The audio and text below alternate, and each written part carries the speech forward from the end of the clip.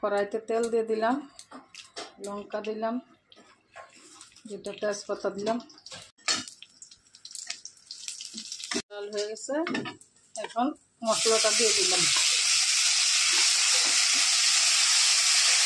হয়ে গেছে, এখন সবজিগুলো দিয়ে দেব।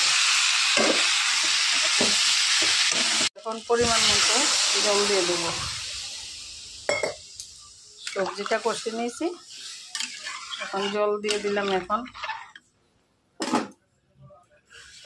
স্বাদ মতো নুন দিলাম। সবজিটা ফুটে উঠেছে, এখন পনিরগুলো এর মধ্যে দিয়ে দিলাম।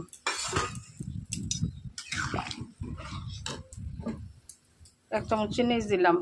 চিনিটা দিলে সবজিটা খেতে ভালো লাগে, নিরামিষ সবজি তো তাই। এই সবজিতে ঘি দিলে খেতে ভালো লাগে। এক চামচ ঘি দিলাম। এটা হয়ে গেছে, এখন গরম মশলা দিয়ে এটা হয়ে গেছে, এখন নামিয়ে নেব।